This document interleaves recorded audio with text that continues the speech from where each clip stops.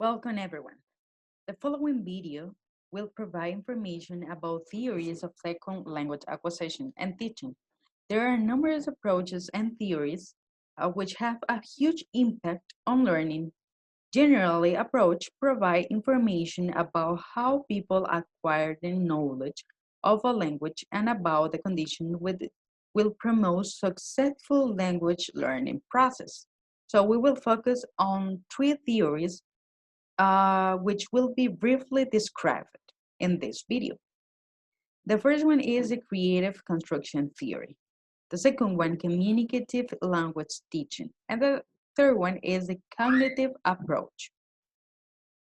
So the first theory, that is the creative construction theory or the naturalistic approach, assumes that language acquisition is innately determined and that we are born with a certain system of language what we can call on later. Chomsky, who is the leading proponent, claims that each human being possesses as a set of innate properties of a language which is responsible for the child's mastery of a native language in a short time.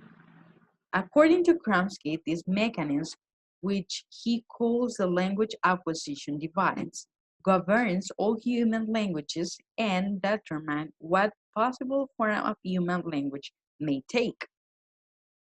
So in this theory, we can find the Krashen's input hypothesis. This hypothesis is based on a set of five interrelated hypotheses that are listed below. The first one is the acquisition learning hypothesis. As I mentioned before, Krashen claims that there is a difference between acquisition and learning. Acquisition is a subconscious and intuitive process of constructing the system of language, not unlike the process used by a child to pick up a language. And learning is a conscious process in which learners attempt to form and figure out rules and are generally aware of their own process. We have the monitor hypothesis.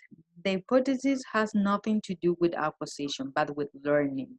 So in this one, according to Krashen, there are three conditions that are necessary for monitor use.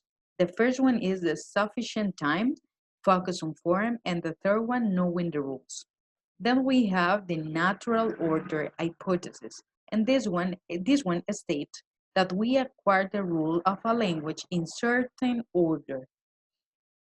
The next one, that is the hypothesis. This states that is important for acquire to understand language that is a bit beyond his or her current level of competence.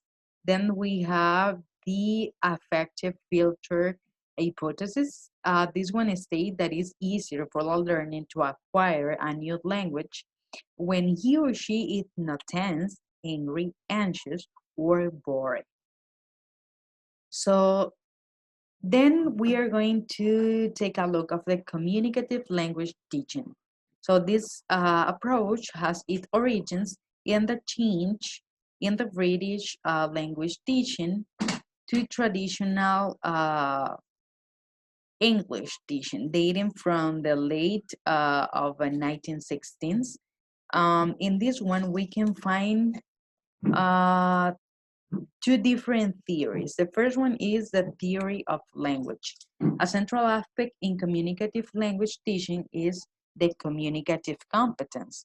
So we need to define competence as what a speaker needs to know in order to be communicative competence in a speech community. The other one is the theory of learning, and this one we can find three different points. The first one is that include activities that involve real communication. We are supposed to promote learning. And the second, which are elements, describe activities in which language is used for carrying out a meaningful task. And the last one, that is that language is meaningful to learning that support the learning process. And to finish this video, we have the cognitive approach.